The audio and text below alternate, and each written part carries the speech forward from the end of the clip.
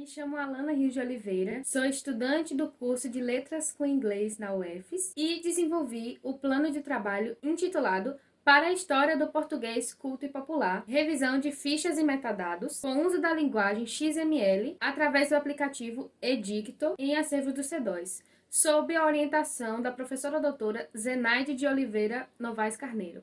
Bom, para dar início à nossa apresentação, é importante entendermos de que o português possui suas variações, não somente de local para local, mas também de tempos para tempos.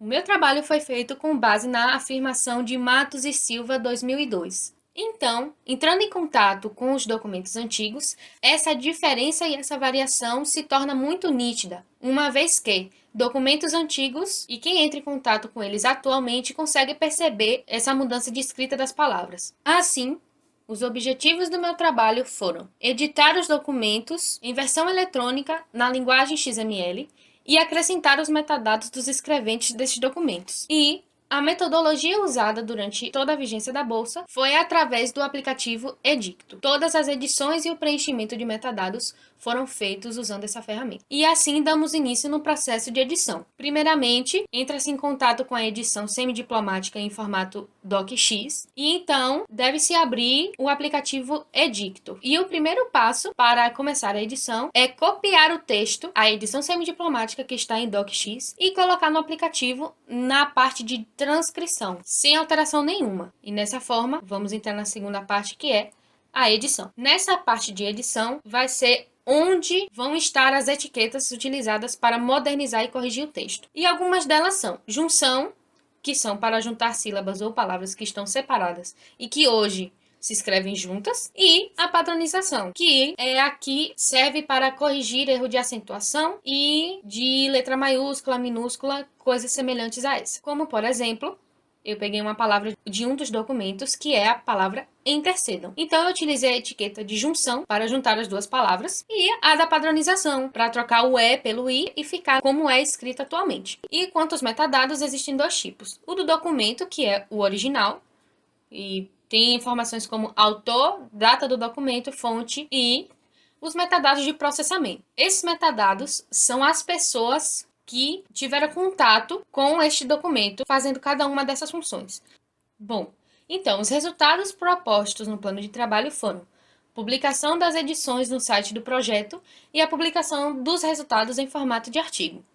Por conta da pandemia, eu não pude ter acesso aos facsímiles, que são fotos dos documentos originais que são necessários para a publicação no site. Da mesma forma de que a edição XML precisa da edição semidiplomática, precisa ser embasada pela edição semidiplomática, a edição semidiplomática precisa ser embasada pelo facsímile, então ter um banco de dados completo em relação aos documentos, em relação a esses documentos que serão estudados no futuro. Essas edições precisam ser bem fundamentadas para os futuros estudos linguísticos, justamente para os resultados dessas pesquisas terem mais relevância e uma base mais sólida.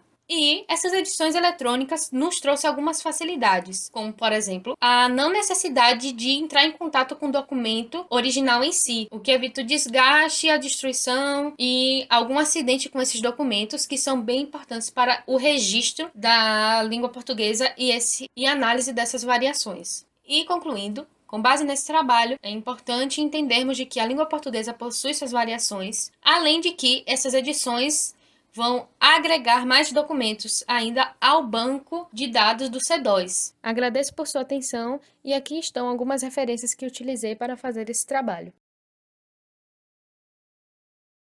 Meu nome é Anderson, sou estudante de Engenharia Civil da UFES. Minha orientadora é a professora Ivoneide de França Costa. O órgão financiador da minha pesquisa foi o CNPq. O título do meu plano de trabalho foi O Rio São Francisco, aproveitamentos e modificações de paisagens. O Rio São Francisco tem um enorme significado para os estados do Nordeste. Com todo o seu potencial, ele oferece segurança hídrica e elétrica para boa parte da região, principalmente aquelas cidades que sofrem com a falta de chuvas, que foram contempladas com a transposição. Portanto, pela sua enorme importância para a nossa região nordestina, faz-se necessário expor os aproveitamentos do Rio São Francisco. No entanto, É preciso também trazer à tona as consequências da exploração cobiçosa e sem cautela, como veremos a seguir. O objetivo geral da pesquisa foi identificar os tipos de aproveitamento do Rio São Francisco no século XX e XXI, voltados a construções de usinas hidrelétricas, e expor os efeitos positivos e negativos desse tipo de aproveitamento. A metodologia adotada nesse trabalho foi basicamente pesquisas bibliográficas e documentais.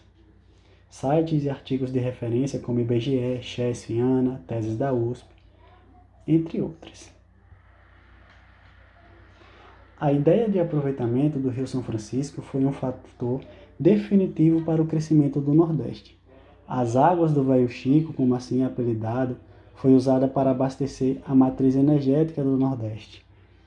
Na imagem mostrada, pode-se ver as usinas hidrelétricas implantadas ao longo do Rio São Francisco. Em tempos passados, o semiárido nordestino passou por períodos críticos com a falta de chuva. A partir da transposição do rio, foi possível contornar o problema oferecendo segurança hídrica para esses locais. Na imagem a seguir, podemos ver o consumo consultivo do rio. Irrigação, demanda urbana, demanda industrial, demanda animal, demanda rural. E, tratando-se do consumo não consultivo, temos as barragens, que trouxeram sérios impactos para a população vizinha, as populações vizinhas, causando inundações, destruindo cidades, alterando as paisagens ao seu redor. Uma das barragens que geraram desastre e modificou paisagens no Rio São Francisco foi a de Sobradinho. Durante a sua formação, na década de 1970, a barragem de Sobradinho inundou os antigos municípios de Casa Nova, Remansa, Centro-Sé e Pilão Arcado, que foi alagado parcialmente, causando realocação destas cidades. Também chegou a atingir terras de Juazeiro e Xique-Xique. Veja na imagem o que aconteceu com a antiga cidade de Remanso.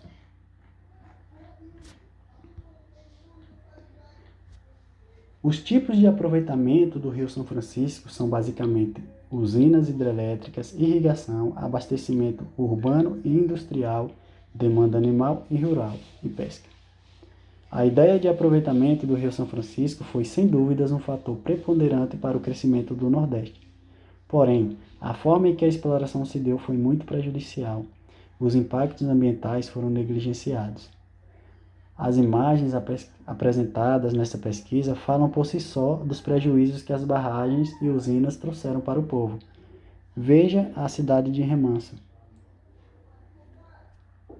Responsáveis por regular a velocidade do rio e essencial para uma hidrelétrica, as barragens geraram muitos danos.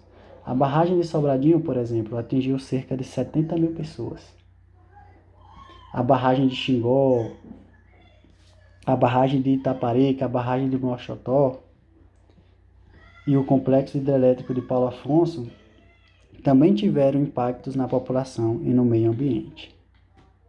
Olá, eu sou de Mercedes, acadêmico do curso de Letras pela Universidade Estadual de Feira de Santana, a UFES, bolsista de iniciação científica pelo CNPq e orientando do professor doutor Aleilton Santana da Fonseca. Irei apresentar os resultados da minha pesquisa, intitulada As Imagens Urbanas em Memórias Póstumas de Brás Cubas, de Machado de Assis. Bem, através deste projeto de iniciação científica, realizamos uma pesquisa de natureza bibliográfica, fundamentada no romance Memórias Póstumas de Brás Cubas, de Machado de Assis, considerado por outros escritores, críticos literários e leitores como a mais eminente figura da nossa literatura nacional. A proposta desta pesquisa considerou a relevância do romance e do autor no meio acadêmico, principalmente por apresentarem inovação temática no cenário literário nacional daquela época. Para a literatura brasileira, foi o período que Machado de Assis abriu as portas do país para o novo, uma vez que ele é considerado o introdutor do realismo no Brasil por meio do romance em questão. Os objetivos foram Reler criticamente o romance Memórias Póstumas de Brás Cubas no contexto da contemporaneidade, verificando a representação de imagens urbanas, verificar a permanência da obra do autor no contexto cultural literário contemporâneo, avaliar as representações de aspectos e elementos urbanísticos e considerar no romance os temas urbanos. Os textos teóricos e informativos nos deram apoio referencial para a realização da pesquisa. Através desses materiais e com método de estudo basado em interpretação, análise e comentário, foi feita uma apreciação crítica do romance, tendo em vista a contextualização da obra na sua época e na contemporaneidade. O centro urbano do Rio de Janeiro, que a propósito é onde está ambientada a maior parte da narrativa de Memórias Póstumas, no século do recém-inaugurado Brasil Império, ainda tinha aires português pela sua arquitetura. Apesar de possuir, de acordo com Alfredo Bose, um agregado de casas irregulares e pouco elegantes assentada à beira do rio, sem o mínimo de saneamento básico, o que certamente fazia-se sentir odores fortes de esgoto estagnado. O romance histórico, como manifestação artística, nos faz viajar ao contexto histórico em que foi escrito. Dito isto, Machado de Assis não foi um simples escritor do espaço, mas um escritor do espaço com acentuado senso crítico do contexto histórico-social do Rio de Janeiro do século XIX. As imagens urbanas presentes na composição da obra têm, de um lado, as ruas, praças, igrejas, praias, e do outro, temas de importante relevância para aquela época, como a imobilidade social, a escravidão, o patriarcado, entre outros. Foram os escritores, em parte, responsáveis pelas imagens construídas do urbano do Brasil Colônia e Brasil Império. A ideia de cidade que se tinha no final do século XIX foi graças às interpretações críticas da sociedade e às narrativas por eles construídas a partir delas. Nesta pesquisa, trouxemos à tona a importância do debate sobre as imagens urbanas do Rio de Janeiro e das representações dos seus temas urbanos. Ao referenciar espaços públicos e privados e objetos no romance, o escritor Machado de Assis representa o ambiente natural e o elemento humano através da Igreja de São Domingos, da Rua do Piolho, do Morro do Livramento, do Rócio Grande, do Cajueiros, da Rua dos Ourives, do Passeio Público, do Largo São Francisco de Pádua, da Rua dos Barbonos, bem como apresenta crítica social aos costumes daquela época.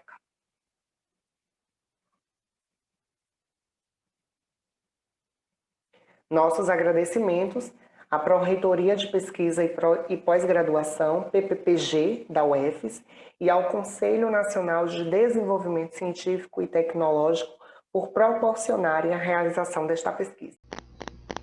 Olá, me chamo Gesiane Santos, sou bolsista ProBIC. Nesse momento estarei iniciando a minha apresentação, cujo título é Locuções Marcadoras nos Panfletos Editados de Eulália Mota. Bom, sabemos que a linguística é o ramo que estuda diversos campos da linguagem humana. Dentre eles podem ser estudados através da fonética, fonologia, da linguística, da sintaxe e de tantas outras áreas. Uma delas que destaco nesse momento é a fraseologia, ramo que serve de base para pesquisas lexicográficas e possibilita reformular a classificação de diversas áreas do campo lexical e fraseológico, como, por exemplo, os marcadores do discurso. Para Leonor Ruiz Gurillo, uma linguista muito famosa, uma linguista espanhola, para ela, o nome marcador reflete o interesse que tais mecanismos despertam na linguística espanhola atual, onde abundam diversos trabalhos nessa área. Pensando nisso, o objetivo desse trabalho é avançar nos estudos lexicais e estudar as unidades fixas conhecidas como locuções marcadoras. Bem, para isso, organizamos os 57 panfletos em Word e, em seguida, construímos a Word List, e selecionamos os candidatos a locuções marcadoras a partir dos critérios estabelecidos por Guri. O próximo passo foi a identificação das locuções marcadoras a partir da observação da word list, para que, por fim, pudéssemos classificar as locuções a partir da proposta de Guri. Os resultados alcançados se dão através da construção da word list, que foi elaborada através do programa Wordsmith Tools 7.0, que foi disponibilizado pelo NEI-HD, onde criamos uma lista de palavras. Então, o texto que antes estava em versão Word foi convertido para TXT e formou essa lista de palavras, através da qual nós podemos eliminar os elementos não constitutivos de uma locução e assim fazer com que ficasse mais simples, mais fácil encontrar os candidatos a locuções marcadoras. Eliminamos elementos como, por exemplo, artigos e substantivos para podermos encontrar os candidatos a locuções. E fomos observando de acordo com a incidência deles no texto. Bom, logo em seguida, classificando de acordo com as locuções de Guri, as quais ele afirma que são sintagmas fixos que não permitem a modificação, a substituição, a adição de complementos ou qualquer outra alteração na sua estrutura, encontramos 8 locuções marcadoras presentes nos panfletos jornalísticos de Eulália Moda, sendo elas co-orientadas e anti-orientadas e conectores e operadores. Temos locuções de adição e oposição. Bem, trazendo agora exemplos, temos aqui pois bem, que em todos os trechos, pois bem introduz um membro discursivo, que é um elemento novo e contrário à conclusão que se pudesse chegar a partir do membro discursivo anterior. Abaixo temos o exemplo, o qual mostra que a palavra pois bem, a locução pois bem, exerce função de uma locução co-orientada opositiva. E, nesse contexto, ela funciona de duas maneiras. Ela tem a função de organizar o discurso e introduzir o elemento anti-orientado. Um outro exemplo é a locução pelo menos, que em todos os casos foi constatado que é uma locução mais marcadora, pois exerce a função de um conector aditivo, coordenando membros discursivos. As considerações finais. O estudo das locuções marcadoras é uma maneira de estudar mais profundamente o sintagma fixo, observando sua funcionalidade dentro de um contexto, sendo possível estudá-lo semântica e pragmaticamente, além de analisar sua morfologia ou trabalhar em uma perspectiva lexicográfica, de maneira que este estudo leve ao registro destas locuções marcadoras a um dicionário. Abaixo estão minhas referências e agradeço a atenção de todos.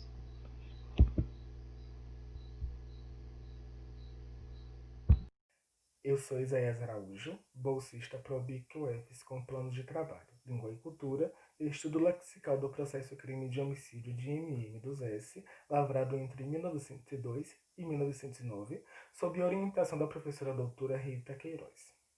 Se é através da linguagem que o ser humano estabelece sua interação com o outro e com o mundo, o léxico constitui uma das partes mais dinâmicas e mais importantes dessa interação.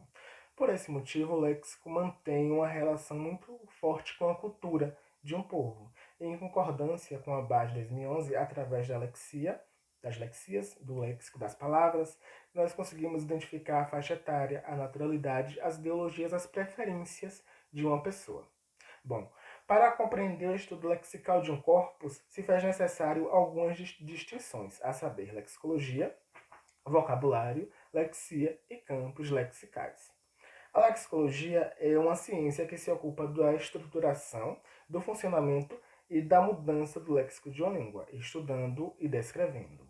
O vocabulário de uma língua seria o acervo de palavras que a constituem, certo? A lexia é uma palavra que possui conteúdo semântico.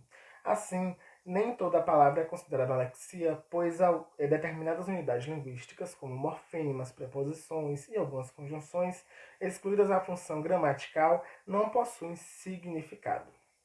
A teoria dos campos lexicais de Cossériu é definida como um paradigma lexical resultante da distribuição de conteúdo lexical contínuo entre diferentes unidades dadas na língua como palavras e que se opõem imediatamente umas às outras, por meio de características distintivas mínimas.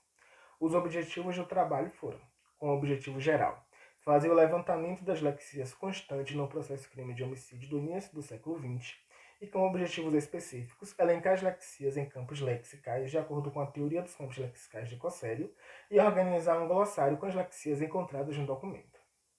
Bom, em posse da edição facsimilar e semidiplomática do processo crime de MM dos S, e a gente abrevia os nomes por questões judiciais, que foi cometido por MM de 1902, foi feito o trabalho de identificação das lexias ocorrentes no documento. A edição facsimilar e semidiplomática foi feita na bolsa anterior entre 2018 e 2019. Em seguida, as lexias foram divididas em macrocampos lexicais e foram encontrados 3 macrocampos. Por conseguinte, os macrocampos foram subdivididos em microcampos para melhor adequação à teoria dos campos lexicais e dessa maneira permitindo um estudo mais aprofundado do léxico do documento. O próximo passo foi um trabalho lexicográfico, isto é, a estruturação de um glossário, obedecendo às divisões em macrocampos lexicais e em microcampos lexicais. Para essa parte do trabalho, a organização do glossário foi utilizada como referência lexicográfica ao dicionário OAS da língua portuguesa.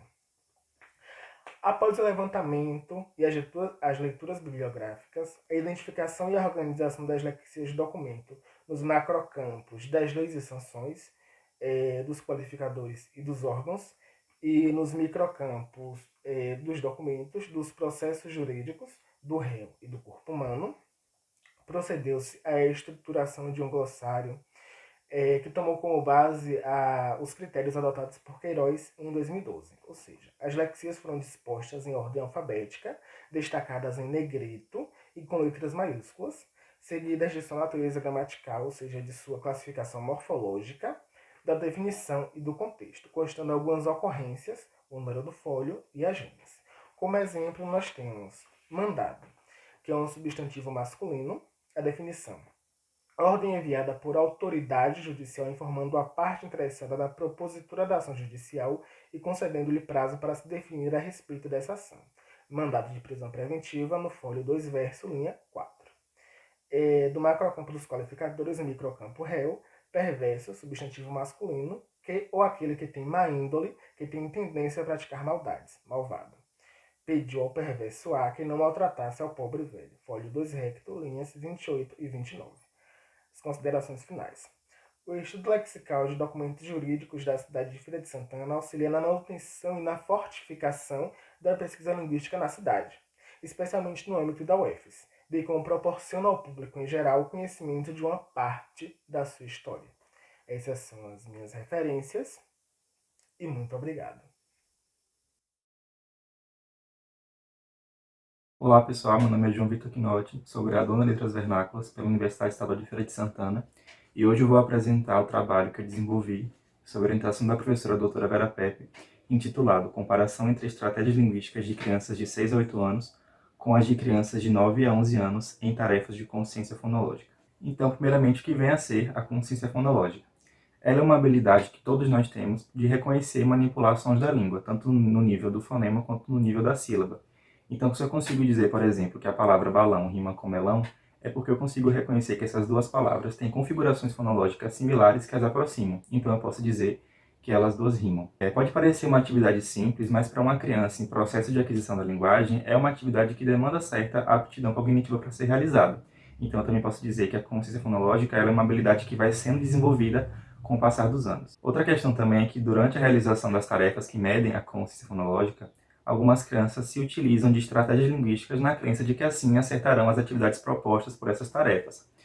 Então a gente tem, por exemplo, crianças que são perguntadas quais palavras rimam com mamão e elas respondem, por exemplo, pera. É uma resposta errada, mas que a gente consegue reconhecer que por trás dessa tentativa de acerto existe um padrão, uma estratégia linguística que foi empregada nessa resposta e que a gente pode dizer, por exemplo, que houve uma associação semântica porque a palavra mamão e pera estão no mesmo campo semântico frutas. Então, tendo em vista isso, esse trabalho objetiva comparar estratégias linguísticas utilizadas por sujeitos de dois grupos etários. Grupo 1, de 6 a 8 anos, e grupo 2, 9 a 11 anos, quando os mesmos realizam tarefas de consciência fonológica nos níveis da sílaba e do fonema. Porque, como já foi dito, a consciência fonológica é uma habilidade que vai evoluindo ao longo do tempo. Então, a gente tem desses dois grupos de faixas etárias distintas um comparativo muito elucidativo sobre como essas estratégias são utilizadas por esses sujeitos. Então, o objetivo desse trabalho é comparar estratégias linguísticas usadas por sujeitos de diferentes faixas etárias, elucidando semelhanças e diferenças entre essas estratégias, tanto do ponto de vista quantitativo quanto do ponto de vista qualitativo.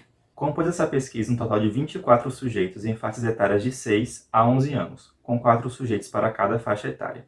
Todos eles matriculados em uma creche-escola em Salvador, Bahia, e com desenvolvimento normal, avaliado por uma equipe de profissionais da neurologia, psicologia e fonoaudiologia. Os sujeitos foram divididos em 2 principais grupos, os sujeitos de 6, 7 e 8 anos, grupo 1, e os sujeitos de 9, 10 e 11 anos, grupo 2, que, por apresentarem diferenças significativas de idade e níveis distintos de aptidão de consciência fonológica, como apontados pelo teste do CONFIAS, tiveram as ocorrências das estratégias linguísticas utilizadas contrastadas. CONFIAS, por sua vez, significa Consciência Fonológica Instrumento de Avaliação Sequencial, e é um dos principais instrumentos de medição de consciência fonológica disponíveis no Brasil, e foi com ele que os dados dessa pesquisa foram coletados. Então, resultados. Foi observado um conjunto de 16 estratégias linguísticas enquadradas em 4 categorias principais, e são elas repetição, associação, silabificação, soletração e apagamento, utilizadas pelos sujeitos na tentativa de obterem êxito nas tarefas do teste CONFIAS. As estratégias do grupo 1. O grupo 1, sujeitos de 6 a 8 anos, teve um total de 337 ocorrências de estratégias, numa média de aproximadamente 28 estratégias por sujeito.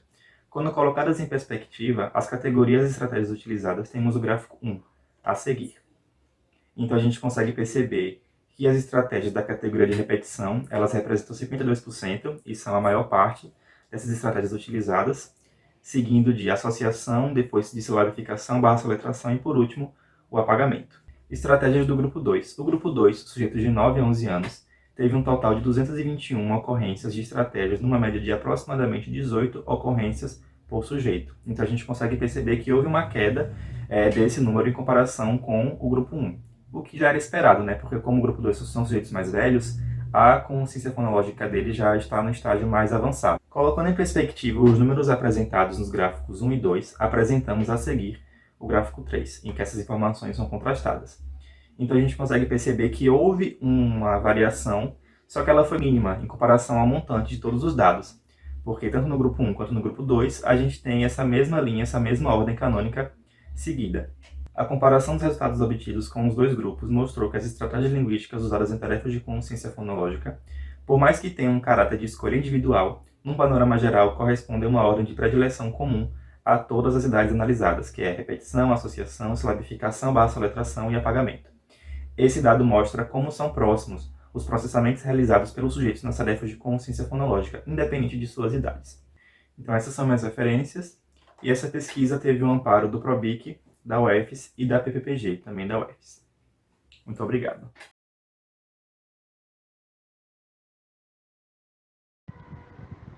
O trabalho mapeia o imaginário político, social e cultural construído por Graciliano Ramos na obra biográfica de Memórias do Cárcere. Problematiza o discurso político do livro, contrapondo com um modelo político e cultural chamado realismo socialista, analisando o contraste dessas normas com a autoficção do autor alagoano. O estudo também estabelece um diálogo entre o literário e a adaptação cinematográfica do livro. O objetivo geral do trabalho é analisar a obra Memórias do Cárcere, a fim de discutir como ele narra, entre a ficção e a memória, o período de sua prisão pelo Estado Novo, para perceber o contraste com as normas do realismo socialista em sua linguagem, assim como estabelecer um diálogo entre o literário e a adaptação cinematográfica do livro.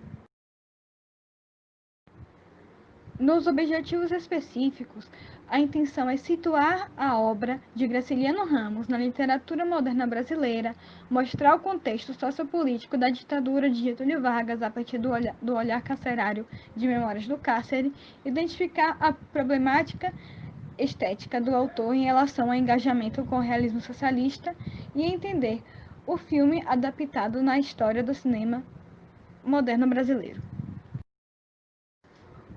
O trabalho utilizou os materiais literários e fílmicos homônimos, Memórias do Cárcere, além de recursos teóricos e críticos sobre literatura e cinema brasileiro.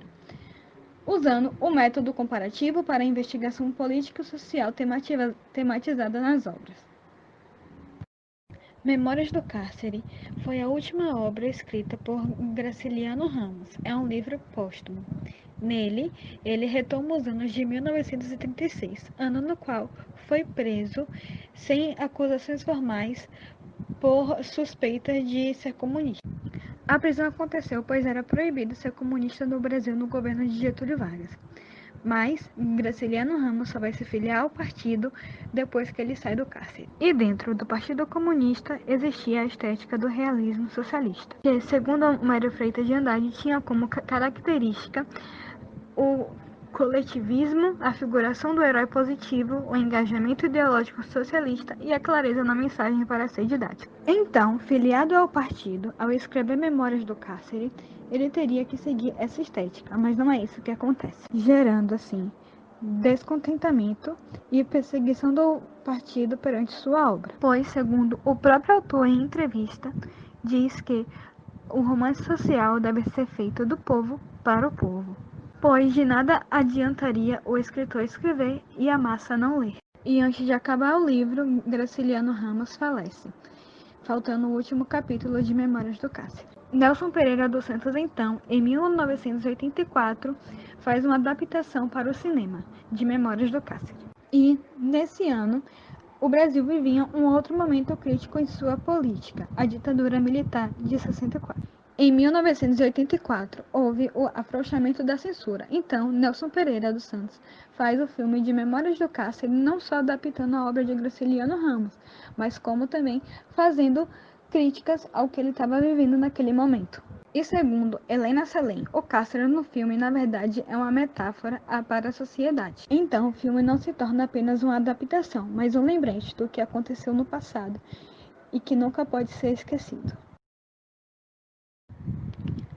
Pode-se concluir que Graciliano Ramos, ao escrever Memórias do Cárcere, manteve suas convicções apesar das pressões da estética socialista. Pode-se observar também que o realismo socialista não teve muita força no Brasil, afinal, o modernismo criou uma identidade artística nacional e original, que foi predominante entre os autores daquela época. Foi visto também que o filme Memórias do Cárcere utiliza o intertexto para criticar contextos políticos distintos, a ditadura de Vargas e a militar.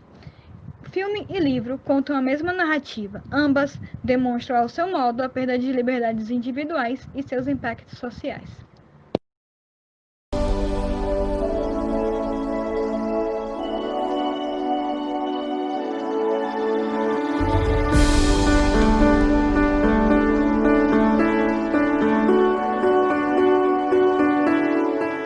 Olá, eu sou Laís de Souza Silva, aluna do curso de Licenciatura em Música UFES e bolsista PIBIC CNPq. Irei apresentar o trabalho intitulado Espaço Interativo, ferramenta de apoio para professores de música nas escolas locais, sendo orientada pela professora Simone Braga.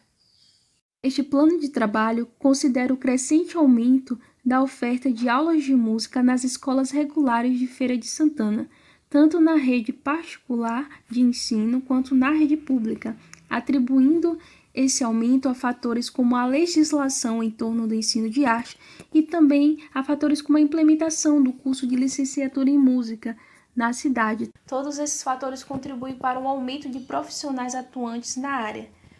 A partir da observação desse cenário, percebe-se a necessidade da existência de espaços voltados para a socialização de práticas pedagógicas para a troca de informações entre esses profissionais.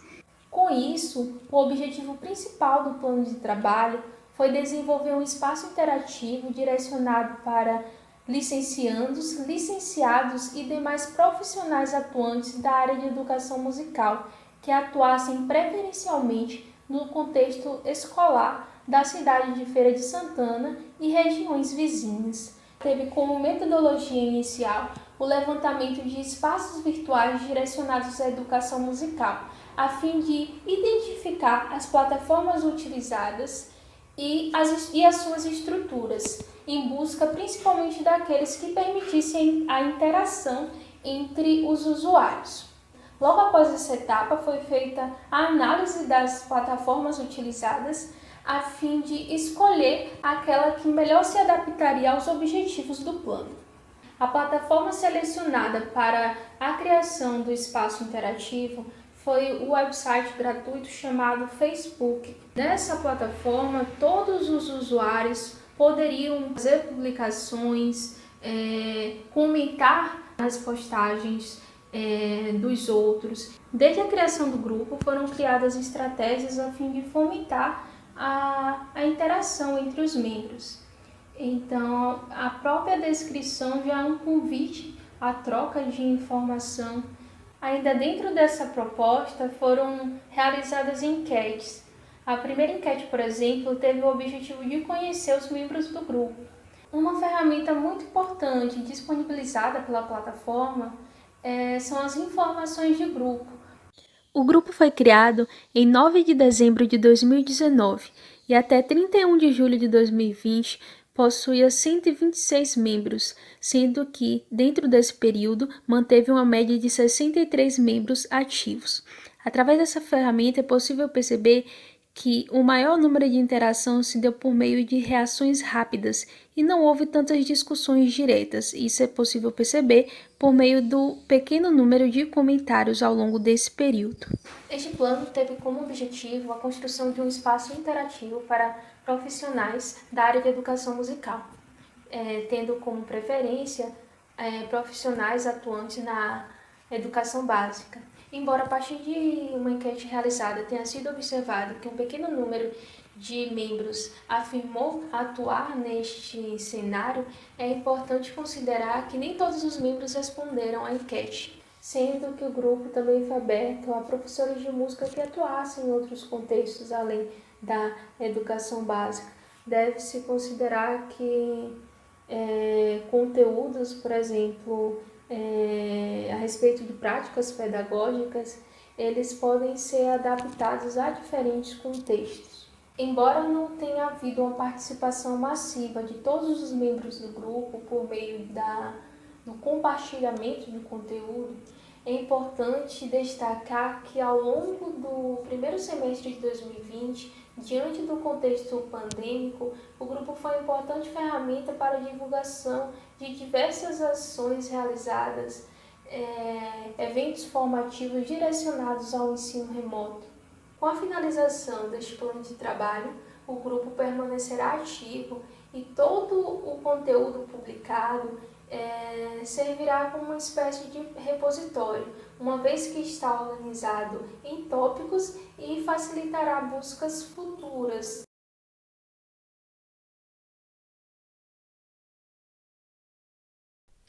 Olá, me chamo Larissa Fernanda, sou estudante do curso de Letras Português e Espanhol. Meu trabalho de iniciação científica está intitulado como Bahia Humorística de Eulálio Mota, edição digital e anotação lexical. Minha orientadora é a professora Liliane Barreiros. O corpus para a realização desse trabalho foi retirado do caderno Bahia Humorística, escrito por Eulálio Mota nos anos de 1933 a 1943. A reunião dos textos diversos escritos por Eulálio Mota no caderno Bahia Humorística trazem muitas informações sobre a língua falada da região e as suas variações linguísticas, além de nos fazer refletir sobre os momentos políticos e históricos daquele lugar. O autor possui uma grande característica na escrita, pois o mesmo, por meio de suas anotações, descreveu o cotidiano dos sertanejos, explorando e evidenciando a vida social das comunidades locais, utilizando os aspectos religiosos, culturais, políticos e sociais. Os objetivos são a edição digital das anotações diversas do caderno, garantindo sempre a fidedignidade do original para posteriores consultas, contribuir de forma direta para o acervo online do autor, colaborar com os estudos filológicos, lexicológicos e lexicográficos, contribuir para a elaboração do vocabulário online do autor. A metodologia. A realização deste trabalho deu-se por meio de leitura da bibliografia especializada do autor, os estudos dos critérios de edição e transcrição que foram estabelecidos por Patrícia Barreiros, utilizando o programa Word, conferência da descrição do caderno, transcrição dos 46 textos diversos presentes no caderno e anotação de lexical desses textos. Resultados e discussões.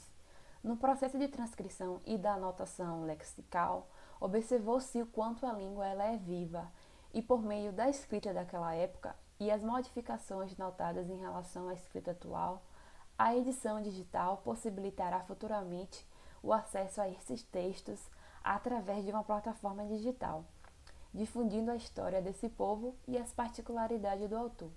Notou-se também uma considerável quantidade de palavras que eram utilizadas de forma particular por aquela comunidade em uma determinada época e que sofreram modificações na escrita atual, seja ela por influências culturais, sociais e geográficas. Podemos observar na figura 1 a receita de um sabão que o autor escreveu nesse caderno, pois o autor tinha sua formação profissional em farmácia, por isso ele fazia anotações nesse caderno relacionado à sua área de profissão, e ao lado temos a transcrição no programa Word, utilizando os critérios de transcrição.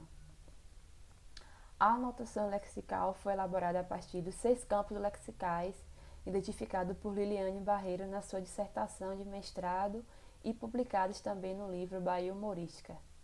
Os campos lexicais são parte do corpo humano, alimentos, males sertanejos, utensílios de cozinha, instrumentos utilizados nas atividades do campo e no meio de transportes.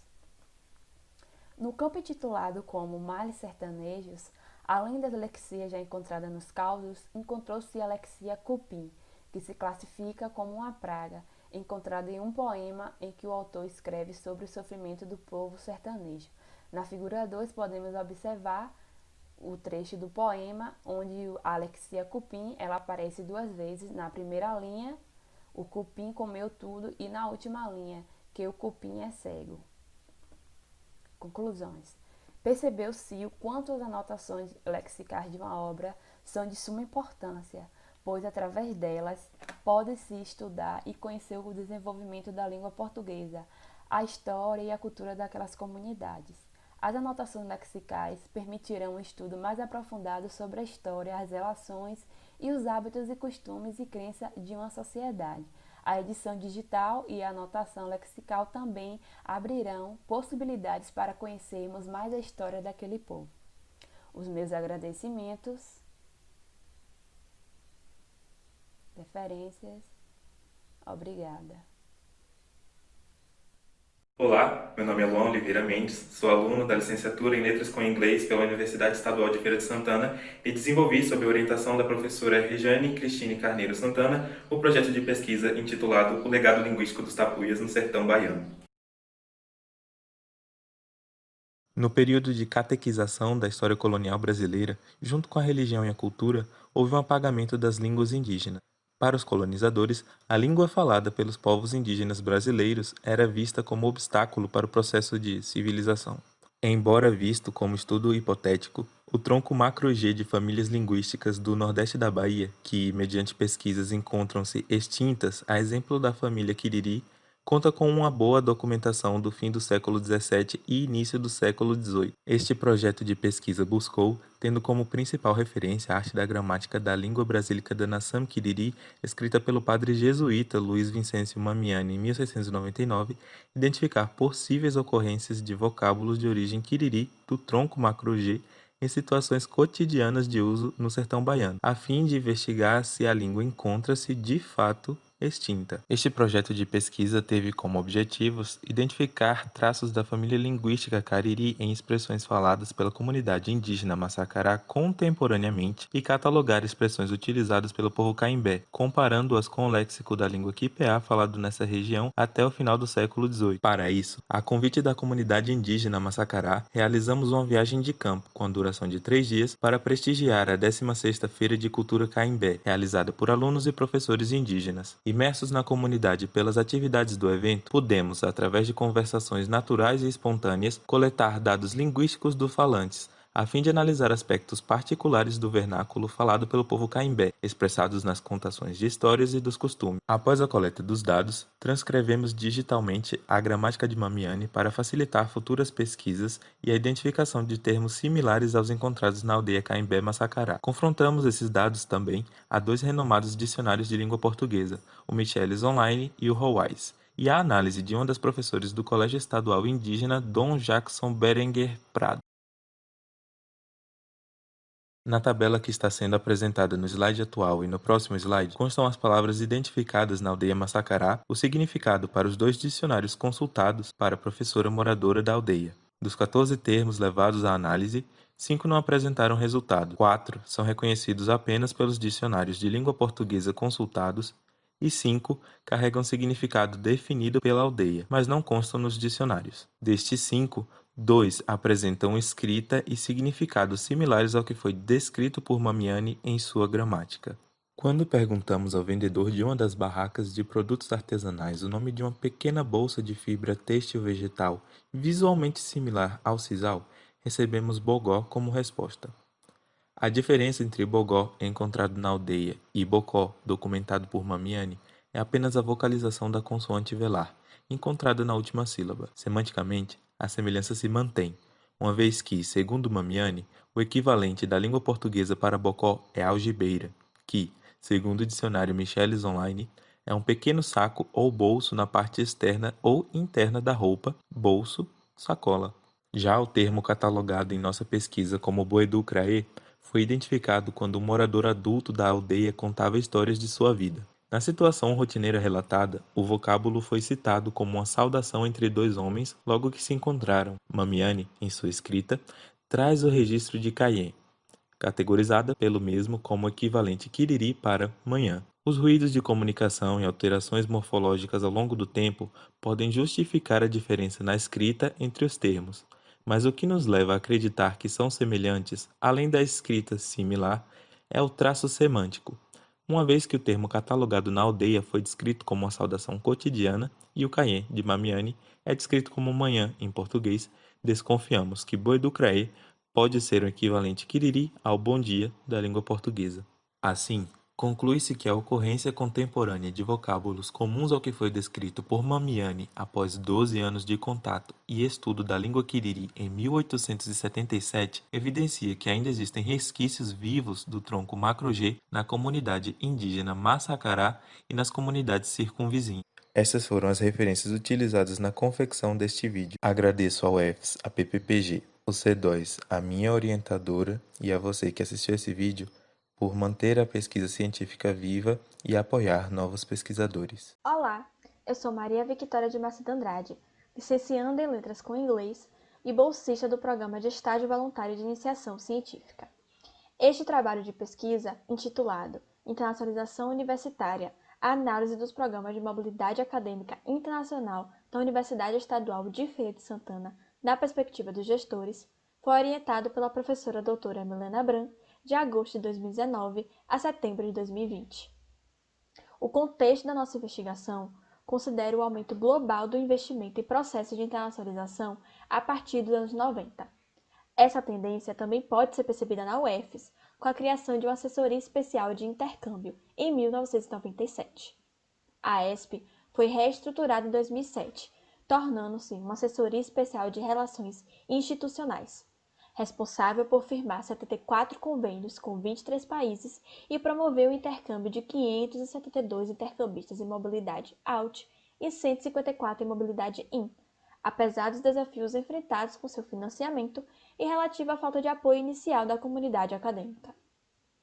Compreendendo a internacionalização na perspectiva de Knight como um processo que busca incluir uma dimensão internacional, intercultural e ou global no currículo e no processo de ensino-aprendizagem, construímos nossa revisão de literatura a partir de estudos realizados no Brasil e no exterior, concentrando nossa problemática no resgate histórico da internacionalização na UFES na perspectiva dos gestores ativos da área.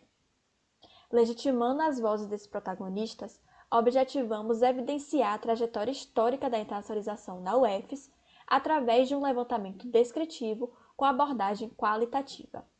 Norteados pela metodologia de história oral temática, realizamos entrevistas semi-estruturadas com os 7 funcionários da AERE.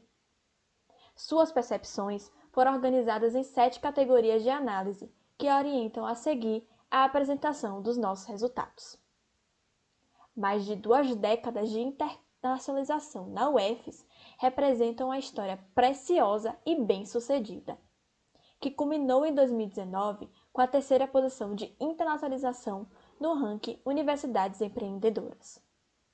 Evidências históricas expressivas foram destacadas pelos gestores: o primeiro convênio da UFES com a Universidade de Coimbra, a regulamentação do programa Bolsa Intercâmbio, o Programa Federal Ciências Sem Fronteiras, o evento anual Workshop de Internacionalização Universitária, as capacitações realizadas pela Associação Brasileira de Educação Internacional, AFALBAI, e o credenciamento da universidade no programa Idiomas Sem Fronteiras.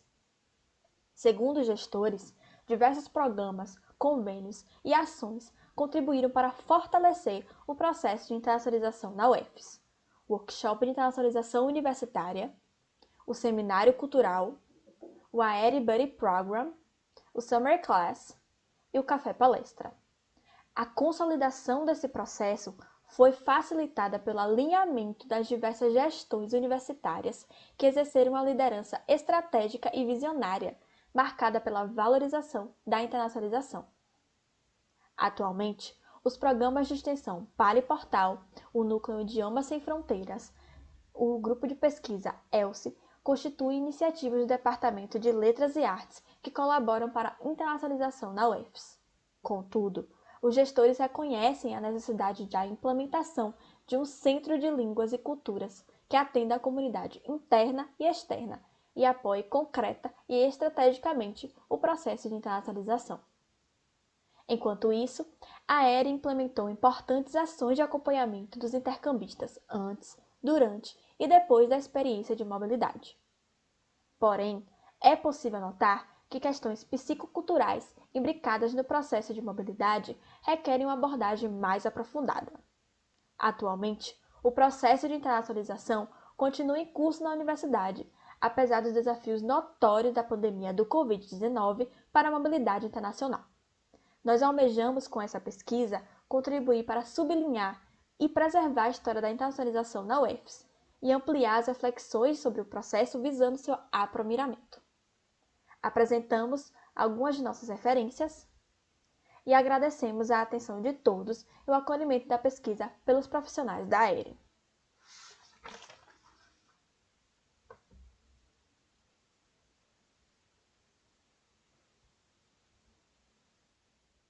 Olá, eu me chamo Matheus Silva Menezes, sou estudante do curso de Licenciatura em Música da UFES e desenvolvi um plano de trabalho intitulado A Prática Orquestral no programa Música na Escola, na cidade de Feira de Santana, orientado pela professora doutora Simone Marques Braga. E para iniciarmos a apresentação, vamos entender como nasceu esse programa que trouxe consigo novas possibilidades. O programa Música na Escola, em Feira de Santana, é uma iniciativa da Prefeitura do município através da Secretaria Municipal de Educação, que promove aulas de música para alunos da educação infantil, do ensino fundamental e da educação para jovens e adultos da Rede Municipal de Educação. Desde o ano de 2015, sendo beneficiados 3.000 alunos distribuídos em 53 escolas. Para ministrar as aulas, o programa conta com a participação de 46 monitores escolhidos em um processo seletivo. O programa busca proporcionar aos estudantes o contato com a musicalização, através de atividades distribuídas em 4 modalidades, que uma delas é a Orquestra Sinfônica Infanto-Juvenil Princesa do Sertão, a qual investiguei na pesquisa. Os objetivos traçados para essa pesquisa foram os seguintes: investigar os desafios e possibilidades de adequação do funcionamento de uma orquestra inserida no contexto escolar, investigar a logística de funcionamento da orquestra no contexto escolar, participantes envolvidos, espaço físico, recursos, carga horária, horários de ensaios e treinos, e investigar o repertório, conteúdos e as dinâmicas de ensaio utilizadas. Sobre a metodologia utilizada, o plano de trabalho buscou dialogar com o projeto de pesquisa Música na Escola, investigando práticas pedagógicas musicais. Esse diálogo possibilitou a utilização de alguns procedimentos metodológicos semelhantes,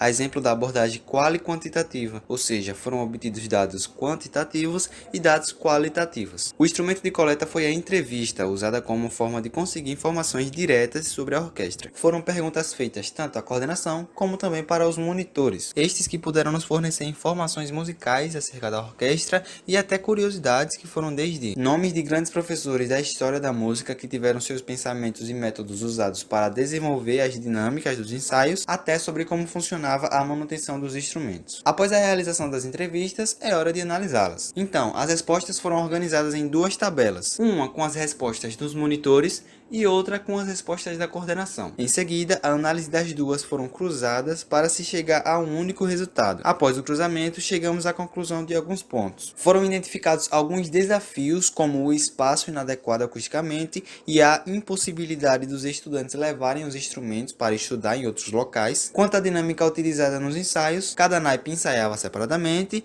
e no dia do ensaio geral passava cada naipe e depois fazia-se a junção de todos. No tocante aos instrumentos, tem o instrumental básico de uma orquestra, alguns instrumentos de corda, madeiras e percussão. O repertório é variado e sempre adequado ao nível dos alunos. A partir também da análise dos dados coletados nas entrevistas, pude constatar o que alguns autores afirmam sobre o ensino de música por meio da orquestra. Por exemplo, Tourinho, 2008, vem nos dizer que a prática coletiva estimula a troca de experiências entre os participantes. Outro exemplo, Cruvinel, 2004, diz que no ensino coletivo, inicialmente a aprendizagem acontece pela repetição. De forma geral, os objetivos foram concluídos, apesar de alguns dados não terem sido detalhados pelos entrevistados, e por fim conclui-se ser viável o funcionamento da orquestra na escola, pois, apesar de alguns desafios como a falta de recursos, coordenação e monitores da Orquestra Sinfônica Infanto-Juvenil Princesa do Sertão conseguiram desenvolver o projeto. Agradeço por sua atenção à minha apresentação e aqui está algumas fontes de autores que utilizei para este trabalho. Olá, meu nome é Natsumi Zogami, sou estudante do curso de Ciências Biológicas da UF e fui bolsista PROBIC, sob orientação do professor Dr. Antônio Wilson Silva.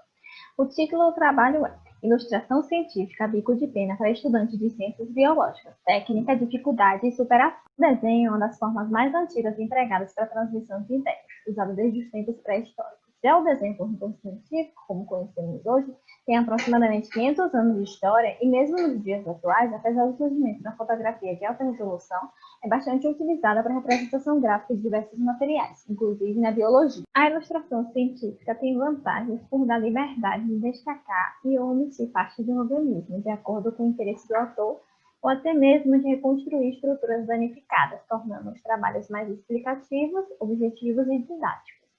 E por essa característica, é uma ferramenta importante em trabalhos científicos, como artigos e monografias, e também como recurso didático. Por exemplo, em muitas disciplinas do curso de Biologia, é comum a cobrança de desenhos feitos pelo próprio estudante em relatórios de aulas práticas e até mesmo com parte de questões e avaliações teóricas. Além disso, é utilizado durante as aulas como ferramenta didática pelos professores e por parte dos alunos, como forma de facilitar o aprendizado. Vista dessa necessidade e interesse, evidenciada pela alta demanda da disciplina Percepção Morfológica, uma disciplina optativa que trata sobre o desenho nas ciências biológicas, ofertada na UF, o trabalho teve como objetivo a confecção de um caderno de desenho com instruções básicas de técnicas e materiais na ilustração na área de zoologia, mais especificamente sobre o desenho a bico de pena para cinetografia, de forma a oferecer suporte tanto na ilustração voltada para a ciência em si, quanto para a educação, que engloba alunos de licenciatura e do bacharelado. Os materiais utilizados estão aqui listados. A caneta Nanquim descartável foi escolhida por ter um preço mais acessível e pela maior facilidade do manuseio, já que o caderno tem como objetivo apresentar instruções básicas para estudantes iniciantes. As técnicas aplicadas foram de grafite, pontilhismo e achô. Os desenhos foram feitos com base em fotografia, em grafite e nanquim.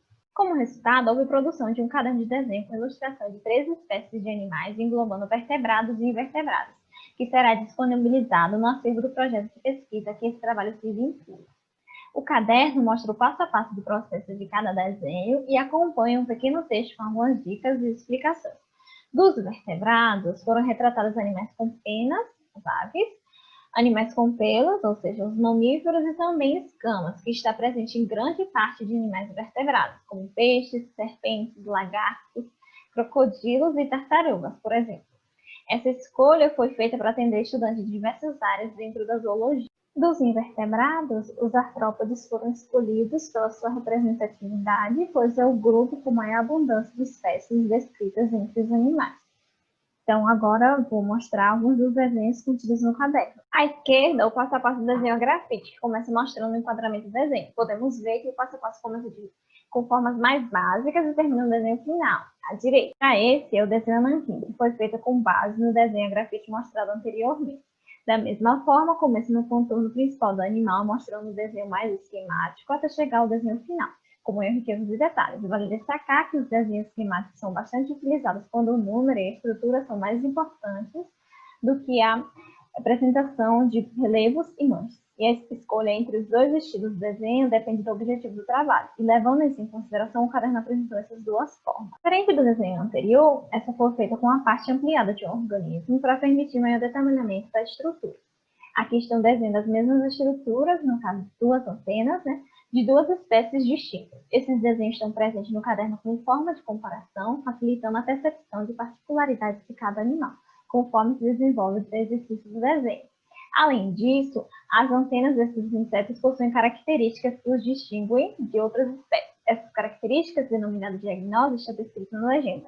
A representação dessas características é um dos fins mais comuns na ilustração zoológica, por isso essa ilustração foi escolhida para compor o caderno de desenho. Assim, o caderno de desenho produzido é um pequeno recorte da ilustração zoológica, mas que visa, através de um pequeno número de animais escolhidos estrategicamente, como mostrado anteriormente, auxiliar o estudante de ciências biológicas no exercício do desenho e no desenvolvimento da percepção visual, de maneira que essas habilidades possam contribuir de forma positiva na vida acadêmica e profissional.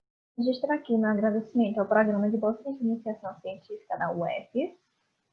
Aqui estão minhas referências e obrigada pela... Olá, meu nome é Saadia, eu sou graduanda em Letras Vernáculas e como voluntária de iniciação científica, eu desenvolvi o plano de trabalho A Língua Tupi no Semiárido Baiano, Heranças dialetais do povo indígena na região de Jeremoabo, sob a orientação da professora doutora Norma Lúcia Fernandes de Almeida. Este trabalho foi elaborado dentro da perspectiva da sociolinguística e da lexicografia, dentro da região do município de Jeremoabo, que fica localizado ao norte do estado da Bahia, próximo ao município de Paulo Afonso. No ano de 2013, sua população era estimada em 41.587 habitantes e foi originalmente povoada por povos tupinambás, e o próprio nome da cidade, Jeremoabo, tem origem na língua tupi, onde significa, entre outras coisas, plantação de jerimum. A língua tupi antiga possui vários documentos que descrevem sua estrutura, sendo o padre jesuíta José de Anchieta considerado como seu primeiro gramático. Nos séculos XVI e XVII era chamada pelos portugueses de língua brasílica, por ser o idioma mais usado no Brasil. Os objetivos foram realizar o levantamento dos dados a partir das entrevistas da coleção Amostras da Língua Falada no Semiárido Baiano e utilizamos o volume 4, Amostras da Língua Falada na Zona Rural de Jeremoabo. Realizar um levantamento de nomes que, possivelmente, tenham origem no tupi antigo, a partir da análise feita em dicionários antigos, no Dicionário de Tupi Antigo de Navarro e também no Dicionário de Tupi Antigo de Carvalho. Descrever o léxico de origem indígena no semiárido baiano, demonstrar a importância das contribuições das línguas indígenas para a constituição do português brasileiro e produzir verbetes locais.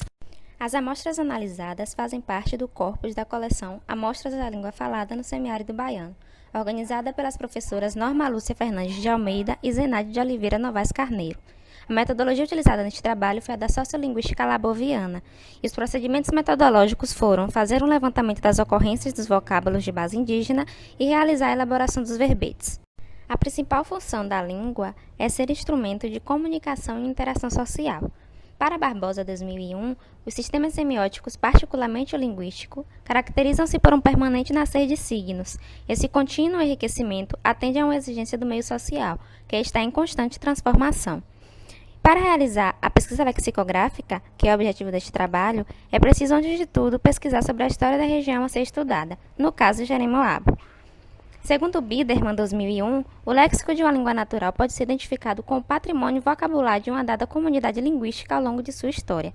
Assim, para as línguas de civilização, esse patrimônio constitui um tesouro cultural abstrato, ou seja, uma herança de signos lexicais herdados e de uma série de modelos categoriais para gerar novas palavras. A importância dos estudos de base lexical serve para que o falante se adeque e armazene o saber linguístico de uma comunidade e possa apreciar a língua e a cultura do povo por meio da palavra.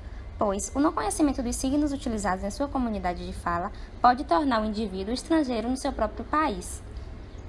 Seabra 2015 aborda que a linguagem é uma prática compartilhada de geração a geração entre uma comunidade.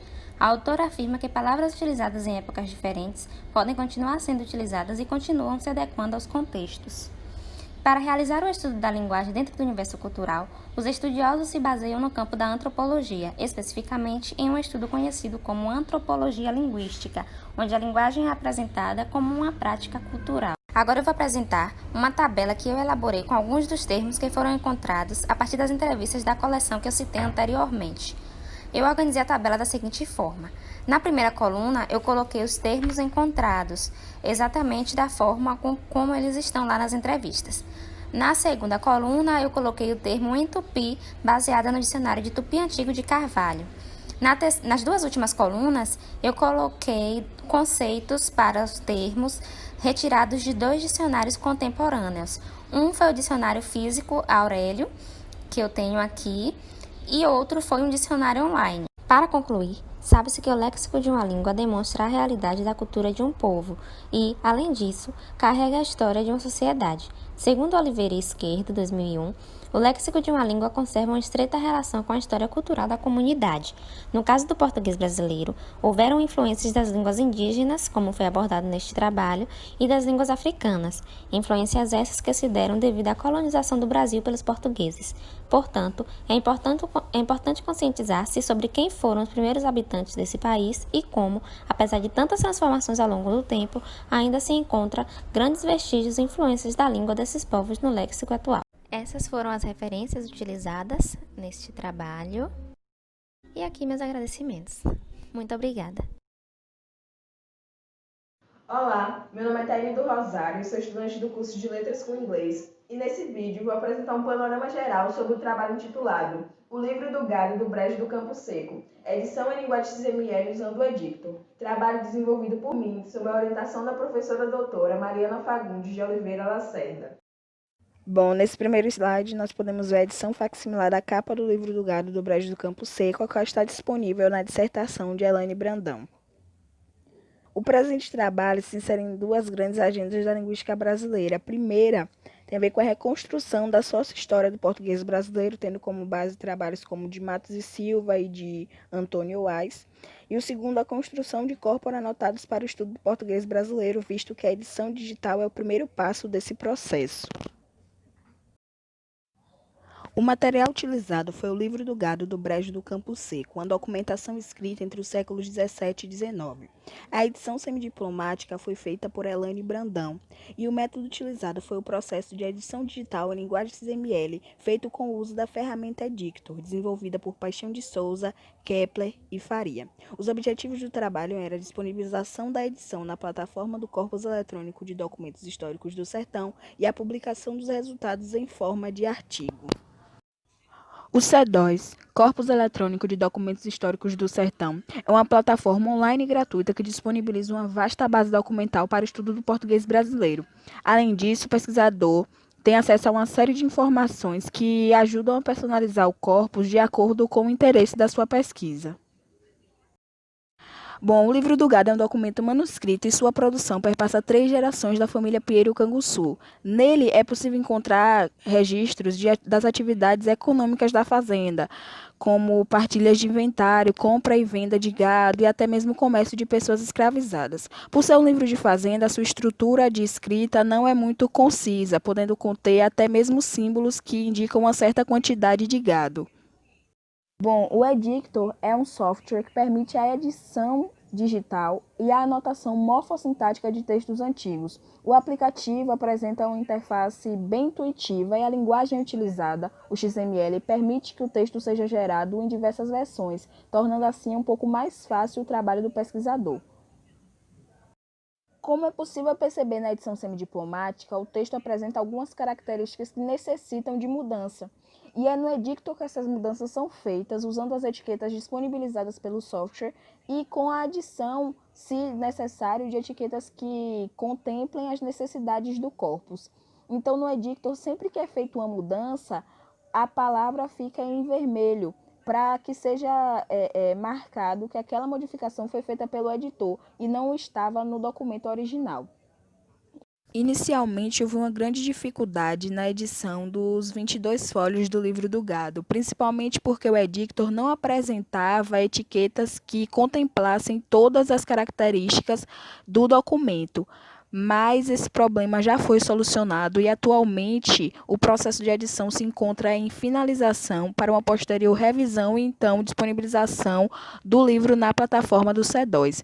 Esse trabalho também contribuiu com o aprimoramento da ferramenta Editor para trabalhos futuros com características semelhantes. Então, esses são os meus agradecimentos. Agradeço também a todos pela atenção e essas são as minhas referências.